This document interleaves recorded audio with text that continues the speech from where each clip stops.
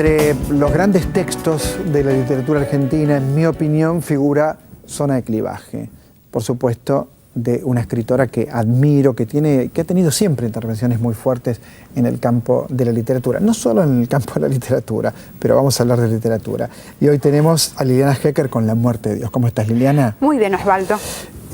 Pensaba en estos relatos. El primero es una novela.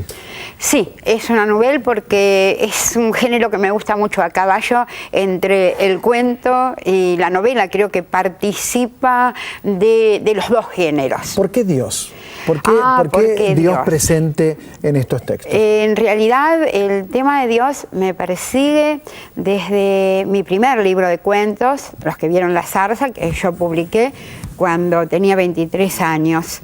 Ahí hay, en las primeras ediciones, figura un cuento que se llama Dios. Después no volví a publicarlo en ediciones posteriores porque no me conformaba demasiado la escritura, pero el tema, el de un Dios muy particular que crea una chica que carece de formación religiosa y por lo tanto no tiene ninguna imposición de un tal Dios, sino que lo crea por su propia necesidad de Dios, me persigue desde esa época, de modo que, bueno, surgió hará más o menos un año y medio de una novela que había empezado y en la que apareció un cruce en que surgía el tema de Dios. Dije, no, dejé la novela. Lo que yo quería escribir era ese relato, ese vínculo. ¿Qué sería el primero? Sería La muerte de Dios. La muerte de Dios, que es esa novela de la que hablaste hace un ratito y que abre el libro de cuentos que se llama La muerte de Dios. Claro, cuando dice novela uno piensa en una novela corta, de esto estamos hablando. Ahora, Dios está presente en todos los cuentos o los relatos. De alguna manera está presente, pero lateralmente, ¿no? Tal vez el que más se vincula con el tema de la muerte de Dios, en que la protagonista tiene 13 años, Mariana. Es el último, Mariana, exactamente, que digamos Mariana ha aparecido en casi todos mis libros de cuentos, es un personaje que se va repitiendo, solo que en este momento, en esta novela, la ubico en una edad que yo creo que es muy revolucionada, por lo menos para una chica, que son los 13 años, el principio de la adolescencia, ¿no? En que hay una mezcla de ignorancia, omnipotencia, calentura y genialidad que puede desembocar en cualquier cosa. Siempre me gustó esa edad. Exactamente. Hay otro relato que me acuerdo que tenía que ver con una ceremonia de promoción, ¿no? Y de pronto se convierte todo en una pesadilla. Sí, el concurso. El concurso. Exactamente, sí. Ese es un cuento, por su extensión, más ortodoxo, digamos. Es un cuento tamaño cuento. El concurso, sí, es un cuento que tiene mucho humor y mucha angustia y mucha ferocidad, creo también, ¿no? Es decir, se trata muy básicamente de un escritor que ya está dudando bastante es decir, le queda el prestigio evidentemente, pero duda de sus posibilidades de crear y es jurado de un concurso de un pueblito, de una ciudad balnearia y bueno, sí, eso deriva en una situación bastante demencial. A mí me gusta bastante lo demencial. Algo casi siniestro, me parece, ¿no? Sí, es siniestro, es cruel el final. Parece que lo que antecede a esa crueldad es muy cómico, por lo menos me lo han dicho casi todos los que lo han leído. Recuerdo que hay una pareja que acaba de separarse. Sí, en Tarde de Circo. Pero parece, digamos, hace un paseo familiar. Es uno de esos paseos familiares de terror, creo yo, que propone una asistente social para ver si esto se compone, sobre todo por la relación con los chicos. Hay dos chicos chiquitos. Y bueno, es esa salida familiar entre esa pareja que tiene un mar de fondo. Que, mamita, ¿cómo tiene toda pareja que se está separando? Por supuesto, ¿no? Creer que eso se puede componer en una salida, cualquier salida. Pero es un gran relato, me parece. Mi impresión. Sí, vos sabés que estoy estoy contenta con la repercusión que tiene. A mí me interesó contar ese cuento en dos planos, ¿no? Por un lado, esa ferocidad, ese mar de fondo que hay en la pareja y el mundo de los chicos, que siempre son las víctimas en estas luchas, y el circo, ¿no? Un circo barato, digamos, en que hay, digamos, la Écuyère es la misma que reparte las entradas y hay un lorito que baila el malambo, en fin, es un circo bastante grotesco. Entonces a mí me gustaba ese contraste entre esa discusión, esa discusión dolorosa de esa pareja y los chicos y el circo. ¿Cómo podríamos hablar, ya sé que vas a decir que vos no, pero cómo podríamos hablar de tu lugar en la literatura argentina? Vas a decir, no, yo no puedo hablar de eso. Es muy pero difícil. ¿Tenés un lugar? ¿Seguís formando gente, por ejemplo? Sí, ese lugar, de ese lugar sí puedo hablar y con mucha alegría. Sí, hace muchos años que doy taller, en realidad empecé en el 78, di durante 30 años, me tomé un año y medio sabático, justamente porque sentía que poner tanta pasión en la formación de otros me había chupado cierta energía creadora.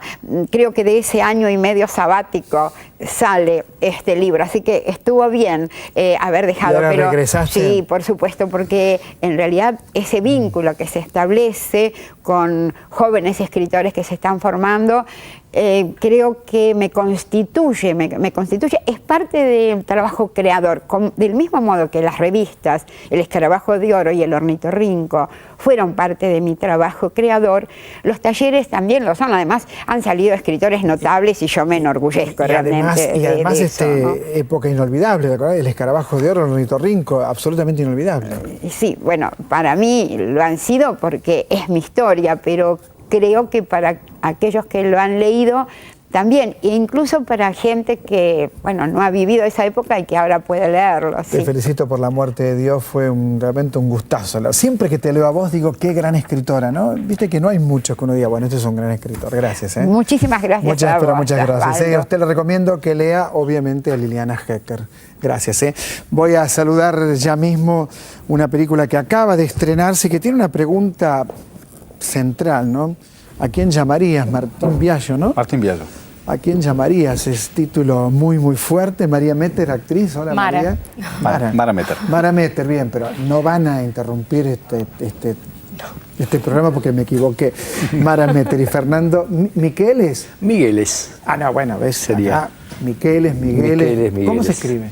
Como Miguel en plural. Migueles. Como Miguel en plural. Sería Migueles. Bueno, ¿por qué esta película, ese clima intimista que tiene la película, esa sensación de estar al borde de algo que va a develarse, ¿no es cierto? En principio podríamos dar un tema así, la sospecha, qué hace el otro, cómo controla al otro, cómo miro al otro. Te escucho, Martín. Gracias, Osvaldo, por la invitación. Lo valoramos mucho. Bueno, son todos los interrogantes que plantea la película desde el inicio. Encontramos a un personaje que de pronto descubre, de casualidad, la siguió, le dijeron que su pareja está por encontrarse con otro hombre. Después descubriremos quién es ese otro hombre y qué función cumple en la película. Pero lo que plantea la película y lo que plantea el guión es esta crisis en la mediana edad en donde las cosas que creemos dejan de funcionar. Entonces hay nuevas preguntas o nuevas respuestas, no sé, veremos, pero mientras tanto, ¿qué hacemos? Entonces, lo que muestra la película son algunos días en la vida de este hombre de 45 años y su vínculo con los seres más próximos y más queridos, que son su ex esposa, que es ella, que se llama Maru en una película, un tierno amigo de toda la vida, que es un romántico, que está enamorado de su propia hermana desde siempre, pero que su hermana está casada y ya tiene 2 hijos. Él es el esposo de la hermana. Y a quien no perdona por haber dejado los principios de un marxismo ya un poco que es memoria, porque su amigo decide casarse por la iglesia, cosa que para él... A ver, Mara, desde tu personaje, desde vos, ¿cómo ves esta película? Y esta pregunta, ¿no? ¿A quién llamarías en una situación límite, se entiende? Bueno, para Maru es es una pregunta clave en lo poco que tal vez aparece ella en la película, pero tiene presencia su personaje básicamente porque fue la primera esposa y la madre de su hijo.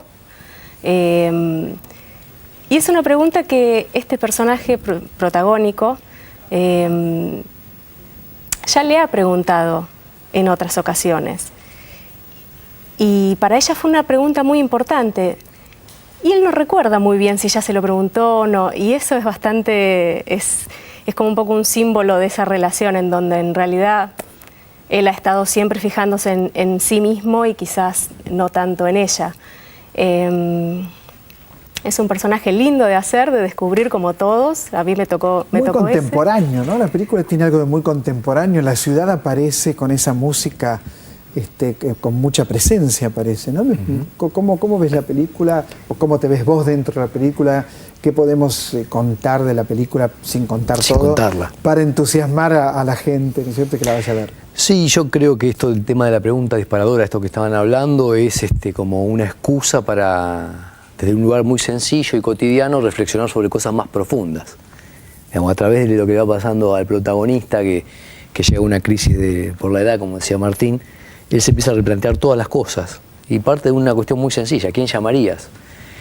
Y a partir de ahí se abren un montón de cosas que son para reflexionar y que permiten como una reflexión más profunda. Hay como soledad, como desencuentro, como malos entendidos, que es un poco la base de la existencia, ¿no? El malentendido, el desencuentro. ¿Cómo lo ves, Martín?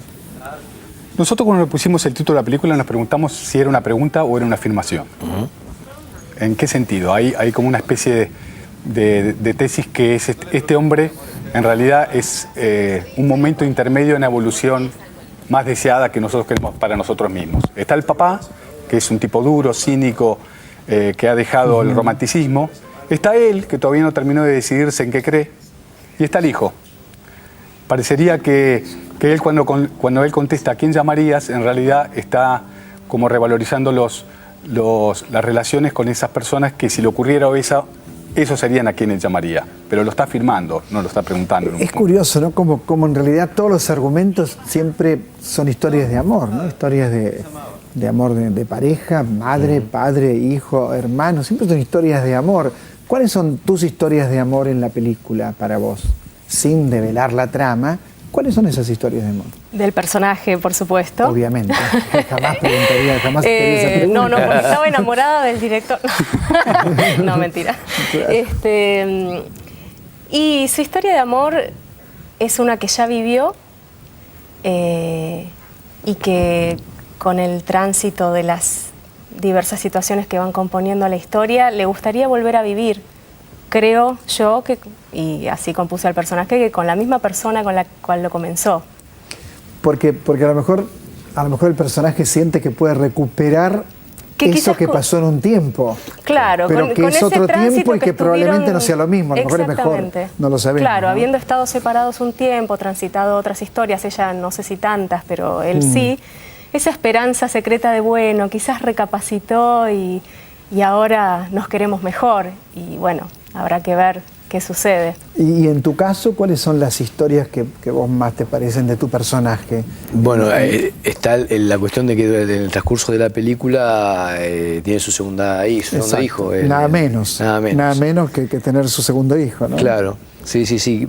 Es como lo más fuerte, y yo creo que también en la relación con la hermana del protagonista, con Liliana. También. Porque es, digamos, es como una manera distinta de encarar el amor. Que no sean otras parejas, es una pareja que se mantiene, que sigue. ¿En qué es distinta esta película a otras del cine argentino, en tu opinión, Martín, que sos el creador de la película? La verdad que no sé, soy sincero. Pero ves cine. Sí, veo mucho cine. Creo que nuestra película es un poquito inquietante. ¿En qué punto? Cuando ya escribimos el guión, que se fue a escribir, yo no sabía dónde iba a terminar la historia. Y había como un concepto que era, el espectador no va a saber más que lo que sabe el protagonista. No tiene información que no sea del propio protagonista. Él es omnipresente en la película, pero tampoco se le cuenta al espectador otra cosa. Yo creo que eso, más una elección de de ser una película prácticamente de diálogos, de situaciones y de diálogos. En esos términos es una película como osada, porque... Intimista. Intimista, pero que está basado en diálogos. O sea, yo siempre, cuando yo pensaba la película diría, bueno, es una película para quien le guste escuchar diálogos. A mí me encanta ir al bar y de repente se escucha una conversación. Diálogos. Sí, escuchar una conversación y armarme la propia historia que estoy escuchando del vecino, a lo mejor que está hablando por el celular, no sé qué está diciendo. Pero te gusta escuchar diálogos. Me gusta. Bueno, felicitaciones a los tres. Muchas gracias. Y pasamos a otro tema que evidentemente no tiene nada que ver con el cine, aunque sí, en algún punto sí. ¿Por qué? Porque en el año 2001 tuvimos en 2 semanas 5 presidentes. Parecía realmente una obra de ficción, pero nos estaba ocurriendo. Usted se acuerda, supongo que se acuerda. Damián Nabot, 2 semanas, 5 presidentes. Cuenta la intimidad de estos hechos, que sería como contar la intimidad del poder. Un momento donde no sabíamos, de verdad no sabíamos si teníamos un país, si teníamos la Argentina. Un momento dramático, verdaderamente dramático. Usted lo recuerda seguramente. 2 semanas, 5 presidentes en el próximo bloque, por la televisión pública, por supuesto. Enseguida regresamos.